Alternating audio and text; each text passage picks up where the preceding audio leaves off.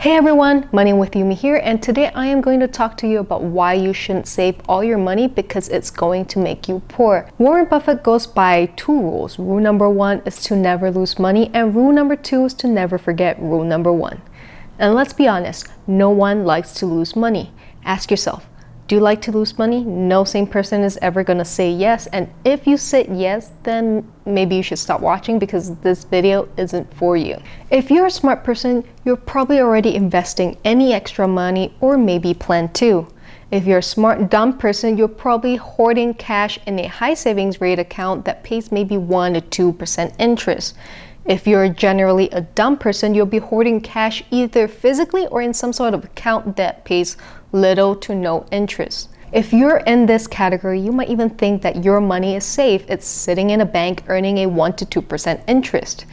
Well, no, because you forgot there is a devil called inflation. Do you guys remember 10 to 20 years ago where you can get food for like 1 to 150 and now you can't anymore? Have you seen your favorite hawker food increasing in price every year?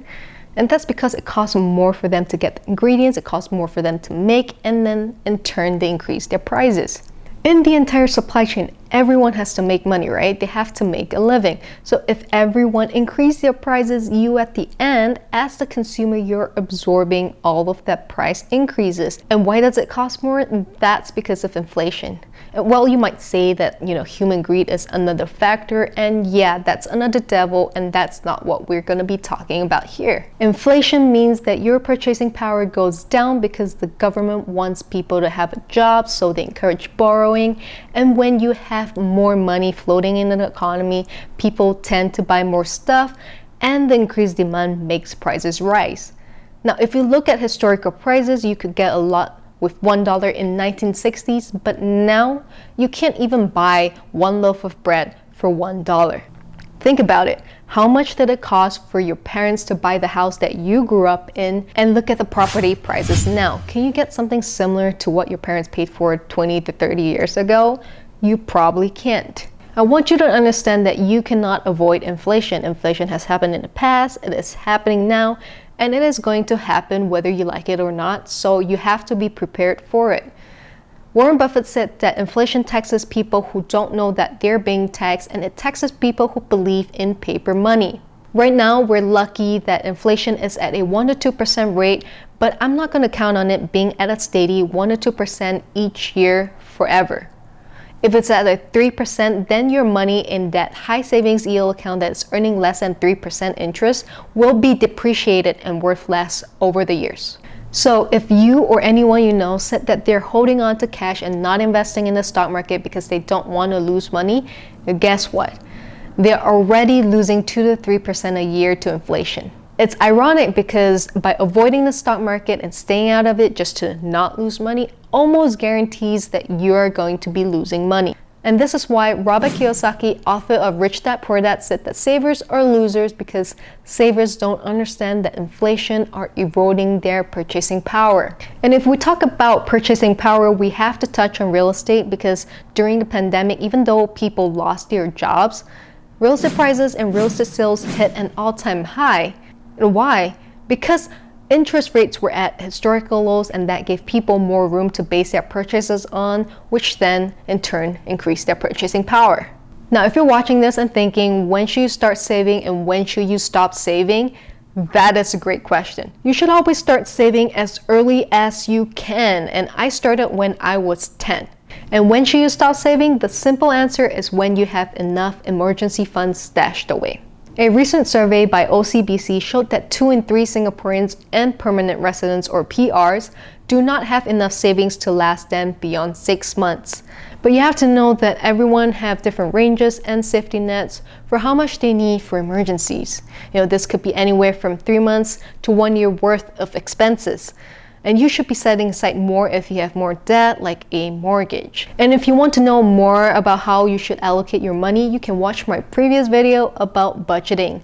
Link in the description. World Bank data for 2017 showed Singapore at the top, saving 46% of its GDP. A survey found that middle to high income earners in Singapore above the age of 25 had 14% of savings for emergencies, another 14% towards a retirement fund, and 36% was sitting there for no actual purpose. I have plenty of friends like that. They are huge on saving their money but have zero investments, and that 36% is being lost to many wonderful opportunities out there and the beauty of compound interest.